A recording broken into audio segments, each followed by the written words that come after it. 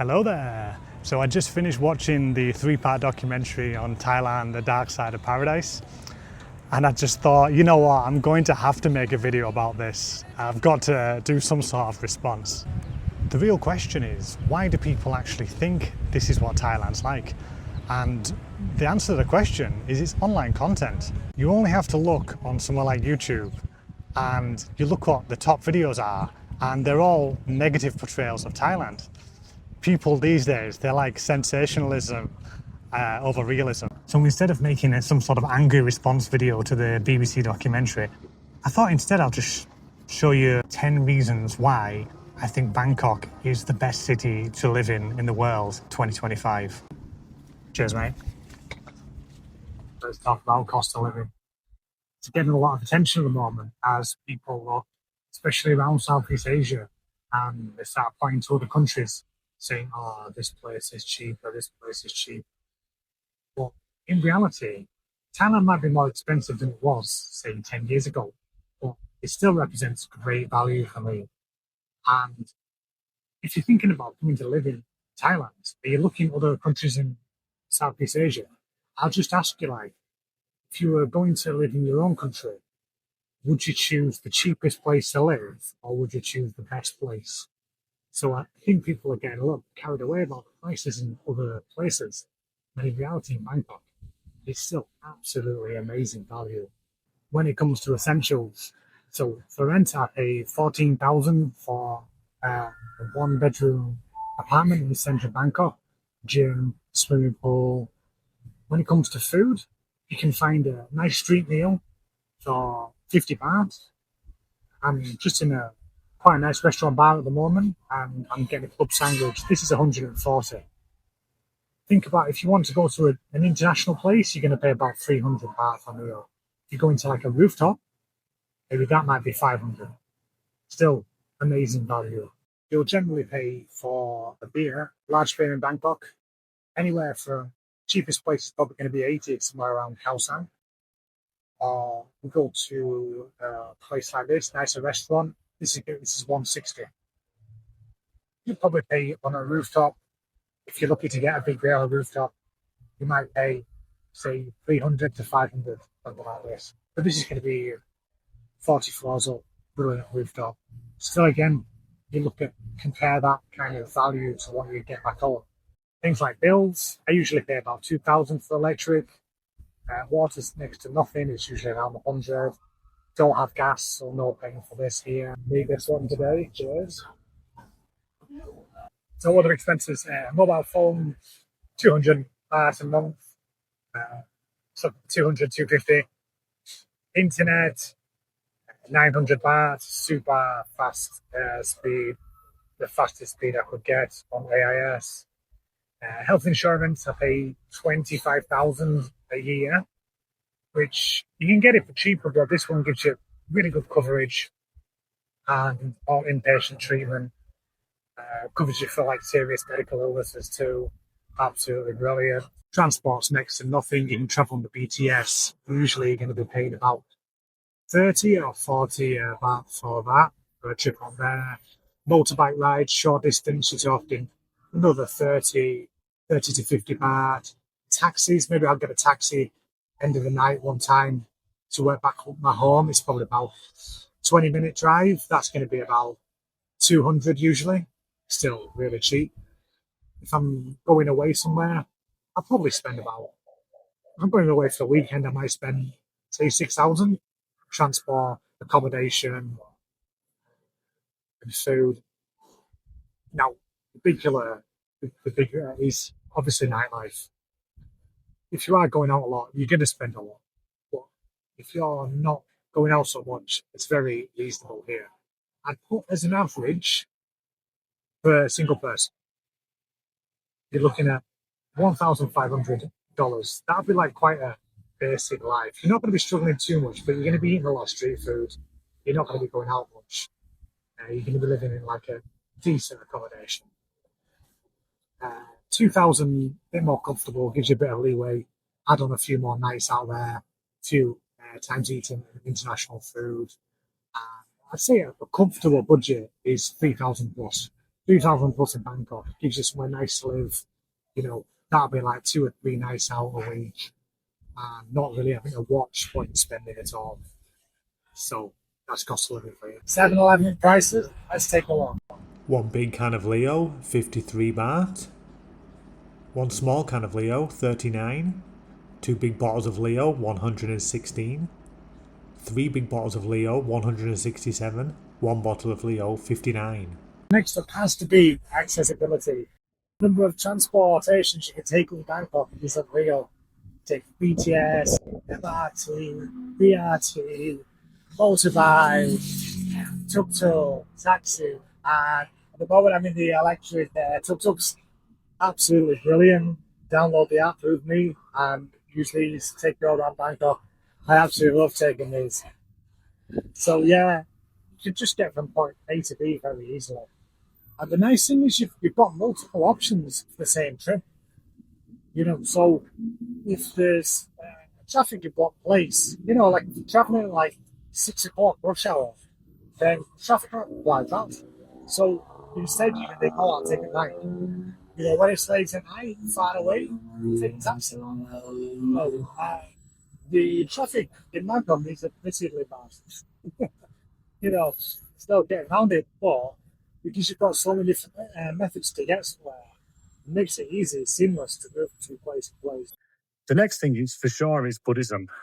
It's such an amazing effect of the country itself. Not only because there are just amazing temples everywhere you go, and they become real centres of the community, particularly around festivals and holiday times, but also how it affects Thai people in general.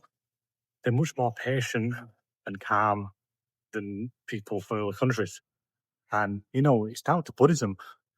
You know, people don't get angry very easily. It's very rare you see anyone, you know, aggressively shouting at someone. And yeah, I think it's down to Buddhism. So it just makes it a completely chilled out, cool place to live. You know, I haven't had like a argument or a problem in the last 2 years. You know, and in fact, the years before this coming to Thailand. You know, as long as you're patient and calm too, you know, you're going to have a great time here. And it's just such a relaxing place to live, even in a city the size of Bangkok. Okay, this one was going to be Bangkok is like the gateway to Southeast Asia, and it's amazing. And you can get to different places really easily. Instead, thanks to the BBC documentary, I've decided to change this to like safety. And it's an important point. You know, the documentary was talking about how unsafe Thailand was. And for me, and many people here living in Thailand, we feel it's incredibly safe. I'm never checking behind my back. You know, like this is one of the prime tourist spots in Chinatown now. I could walk down here. I'm never worried. I'm never going to be worried about my phone. I'm not thinking about if anyone's following me. You know, there's areas in your own countries, your own cities, where you don't go at night. For me, there's not an area in Bangkok where I wouldn't go at night, and I'd be happy for my wife to do the same. You know, so it's a definite pro living in Thailand. Safety. It's as safe as I've ever felt anywhere. So whilst Bangkok is known for its busy streets and crazy traffic, there are still a lot of green spaces like this. Lumpini Park in the Ceylon district, where you can come for early morning exercise, or in the evening you can come for a run, walk. There are also lots of activities going on. You often see people doing Tai Chi in the mornings. You can take a boat on the lake here. It's such a great city for an outdoor lifestyle. I think it's a bit strange to be talking about outdoor living in a city where the average temperature is 29 degrees, rising to around about 37 or 38 in hot season. Still, in the day, yeah, it's hot. There's plenty of shade, for example, here. But in the evening, when it cools down, this is when the city really comes alive. If you've watched any of my other videos, you'll know that I like to eat outside. If I've got the choice on an evening to eat in an air-conditioned restaurant or outside on the street, every time I'll choose outside on the street. There's no better feeling than being outside, the buzz of the city all around you, having a nice meal, a few drinks. It's kind of like summertime back home in the UK or in Europe. and you out there with your friends, you're enjoying the weather, you have late nights. It's amazing. And then it comes around to winter, and you're just kind of waiting again for summer to come round. You're at home having a meal, just in front of the TV. It's you're just thinking, the difference is amazing. And here in Bangkok, you can have this all year round. Wait a minute, who's that guy up there? Up there. One of my favorite things about Bangkok are the amazing views. I'm at the new District Central Park. Look at the view here, absolutely incredible.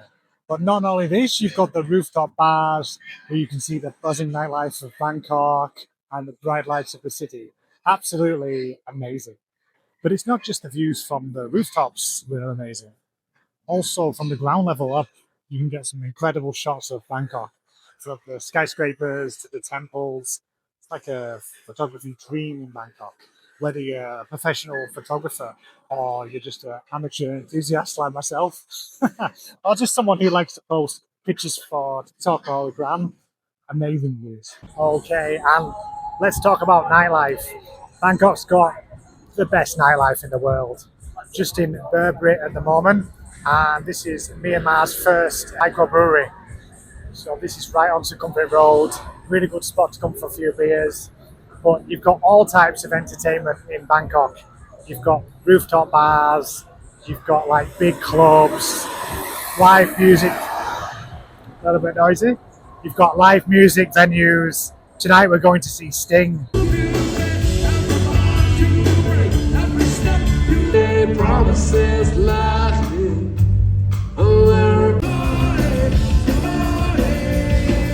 You've got night markets, you've got art centres, such a variety of nightlife.